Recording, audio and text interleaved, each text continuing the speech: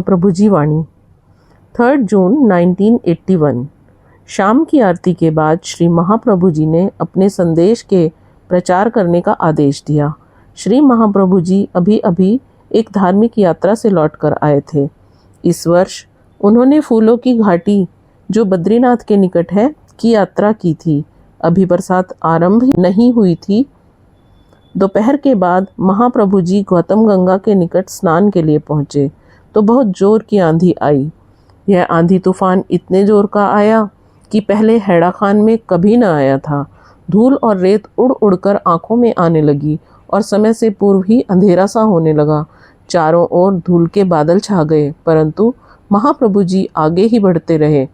धूल के बादल छा गए, परंतु प्रभु जी आगे को बढ़ते ही गए और गुफा की तरफ पहुंच गए। रात होने से पहले ही तूफान व आंधी शांत हो गई और वर्षा भी नहीं हुई।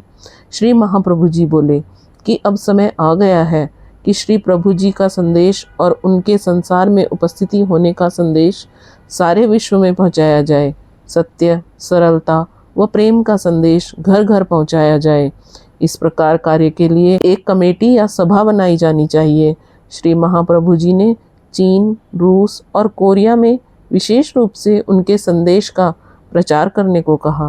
प्रभु जी ने कहा कि सभी को इस कार्य के लिए तैयार रहना चाहिए।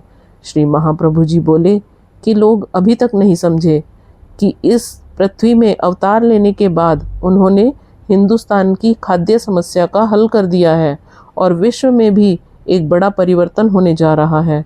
महाभारत के समय जबकि कृष्णावतार हुआ था और रामायण कालीन समय में जब राम अवतार हुआ था, तब बड़े बड़े युद्ध हुए थे जो कई कई दिन तक रहे, परंतु जब जो परिवर्तन होना है वह तो एक ही दिन के अंदर हो जाएगा। श्री महाप्रभु जी बोले कि वे अब शीघ्र ही महाक्रांति लावेंगे और इसमें अब देर नहीं है। भोले बाबा की जय।